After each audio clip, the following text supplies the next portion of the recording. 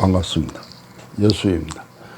문성공을 시조로서 확정하게 된 배경에 대해서 살펴보고 있는데, 오늘은 1743년에 간행된 걸륭보 서문의 두 번째 시간입니다.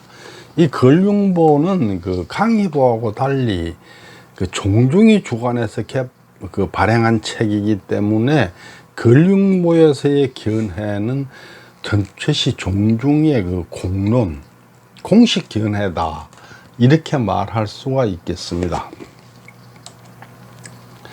시조를 문성공으로 처음 정한 것은 월당공 가승이었고, 거기서는 향리 가문에서 사대부 가문으로 굴기한 조상이니까 시조로 삼았던 거죠. 그런데 뒤에 이제 문열공계하고 통합을 하려다가 그걸 실패했기 때문에 이제 문성공을 시조로 삼았는데, 문성공을 시조로 확정하게 된 것은 1686년에 최세영이 만든 강희보 때문이었죠. 여기서는 이 소윤공 묘가를 결정적인 물증으로 삼아서 문성공계와 문열공계는 한 가문이 아니다 하고 이렇게 분리를 시켰는 거죠. 그리고 이걸 단순히 그냥 감찰공 최세영의 연구 결과가 아니고 종중의 의견을 수렴하고 성시학자 견해를 반영하고 황태서 고사라는 옛날 고사를 참고해서 그렇게 했다.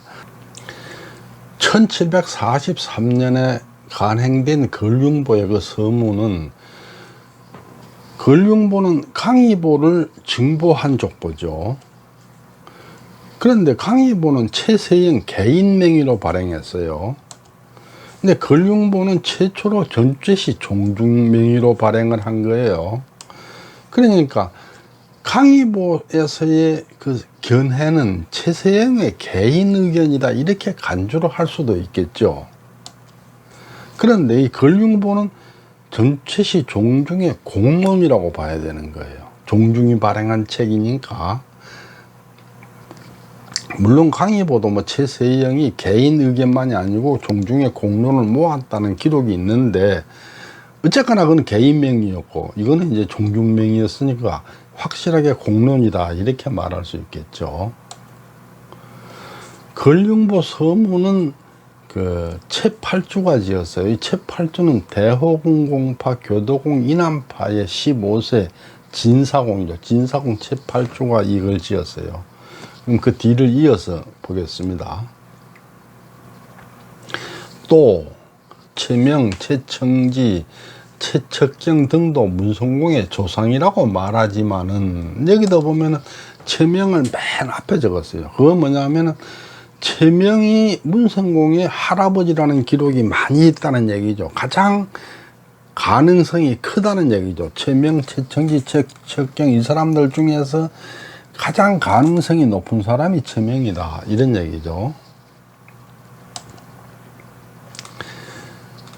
역사책을 검토해 볼 때 모두 다 근거로 삼을 만한 역사 기록이 없으니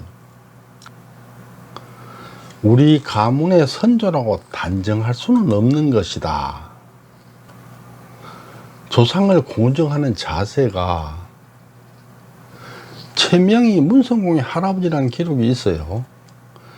그렇지만은 이분은 향이었기 때문에 역사책에 기록이 없어요. 말하자면 면사무소의 면서기가 역사책에 적힐 수가 없죠.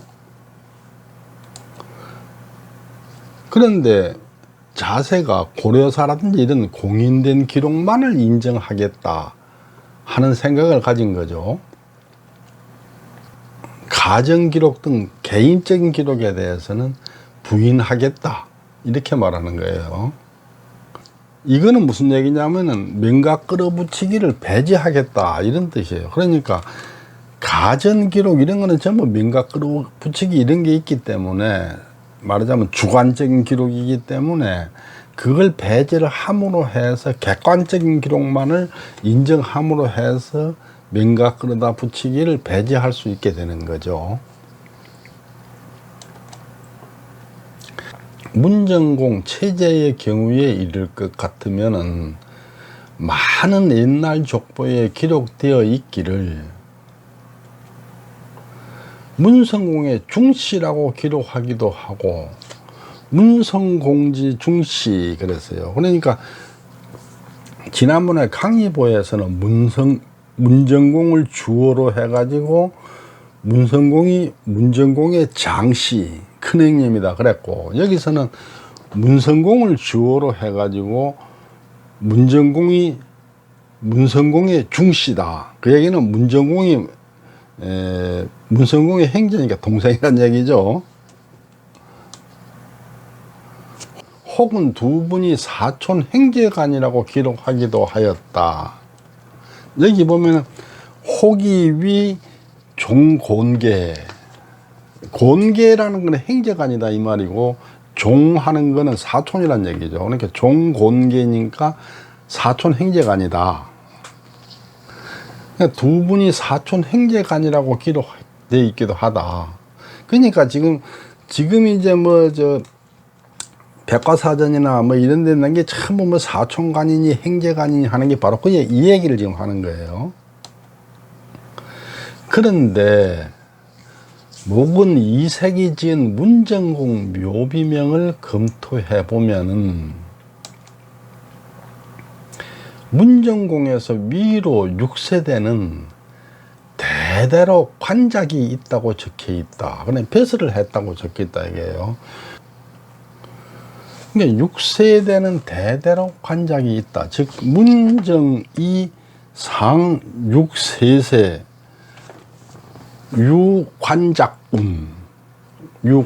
관작을 가지고 있다고 한다. 문성공의 현손 소윤공 채득지에 묘괄문이 있는데 그 글을 지은 이가 누구인지는 알 수 없지만 문성공의 선조가 사호로서 대를 이어왔다고 기록되어 있다. 즉 사호로서 대를 이어왔다고 적혀 있다. 그런데 사호는 관직 이름이 아니다. 이 관직이란 건 조정에서 주는 벼슬을 말하는 거예요. 사호 향리는 지방에서 그냥 주는 벼슬이고, 벼슬이 아니죠. 지방에서 그냥 아전처럼 그거고, 관직은 조정에서 내리는 벼슬이죠. 그러니까 사호 비관직이야라. 사호 비관직이야라. 사호는 관직이 아니다. 이 상을 살펴보면은 문정공과 문성공은 비슷하긴 하지만 같은 판은 아닌 것이 확실하지 않는가. 관차즉 문정, 문성, 사비일파야. 이게 참 재밌는 얘기예요. 문정공의 조상은 대대로 벼슬을 했고, 문성공의 조상은 대대로 사호, 향리로서 이어왔어요. 그러면 대대로 벼슬한 가문과 대대로 향리를 이어온 가문이 직계일 수는 없는 거죠. 당연한 얘기지 않습니까? 직계일 수는 없는 거예요. 그러니까 두 분이 아주 가까운 것 같기는 하지만은 직계가 아니다. 같은 파가 아니다. 다시 말하면은 문정공의 조상은 대대로 벼슬을 했는데 우리 문성공의 조상은 대대로 벼슬을 못했다. 즉 벼슬한 분은 우리 조상이 아니다. 일반적인 족보에서는 상당히 보기 어려운 그런 설명이죠.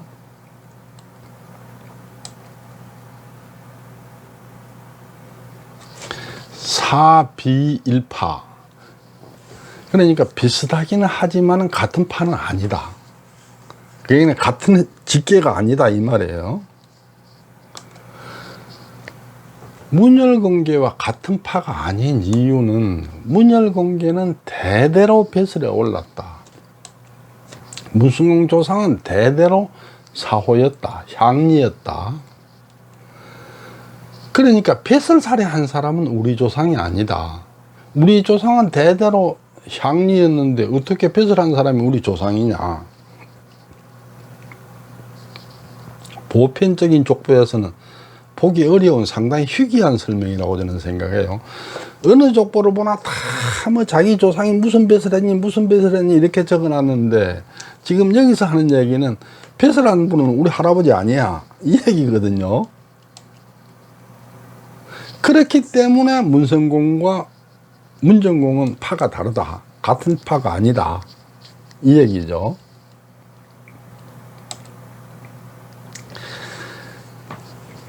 문성공의 조상은 대대로 사호였기 때문에 벼슬살이를 한 사람, 그 사람은 사호가 아니죠. 그러니까 우리 조상이 아니다.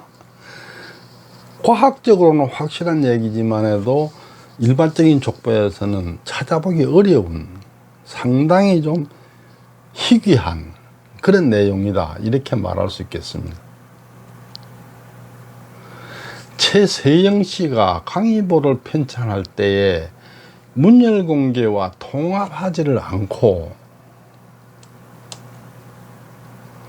가문을 둘로 나눈 것이야말로 근거가 없는 것에는 의지하지 않기 위해서 그리한 것이 아니겠는가. 그러니까 감찰공 최세영이 한 일이야말로 정말로 윤리적으로 올바르게 한 것이다 이 얘기를 지금 하는 거죠.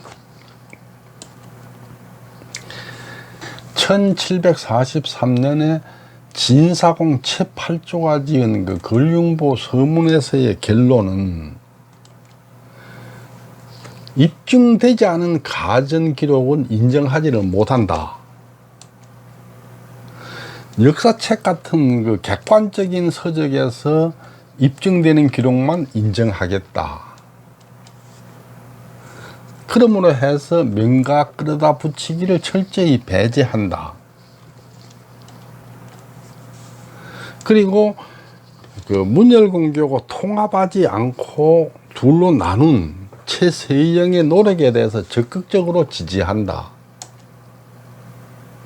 이거야말로 전체 족보를 빛나게 하는 기록 아니겠습니까? 지금도 뭐 그 화수회 같은 데 가보면 많은 사람들이 그 문성공개, 문열공개 한 가문이니까 통합해야 된다. 뭐 문성공하고 그 문정공이 형제가 아니다, 사촌가 아니다 해서 해야 된다. 막 이런 얘기를 하는 사람들이 있는데 이걸 한번 가만히 되새겨 볼 필요가 있어요. 이분들이 하는 얘기는 문성공의 조상은 대대로 향리였고 문정공의 조상은 대대로 벼슬한 사람인데 우리 조상은 향리였기 때문에 벼슬한 사람은 우리 조상이 아니요. 그러니까 그렇게 해서 끌어다 붙여서는 안 되는 거다. 이렇게 주장을 하고 있는 거죠. 이상 걸륭보 서문에서의 그 견해를 살펴봤습니다. 다음번에는 이제 걸륭보에서는 마지막으로 걸륭보 법례에서는 어떻게 말하고 있는지 거기에 대해서 한번 살펴보도록 하겠습니다. 그 걸륭보 법례도 보면은 그 동국 여지승남 같은 그 문헌을 분석을 하고 하면서 비록 그 조상이 뿌리가 같다 하더라도 어디서 나누어졌는지 모른다면은 합칠 수 없다 이런 얘기를 하고 있습니다. 그걸 이제 살펴보는 걸 하겠습니다. 경청해 주셔서 감사합니다.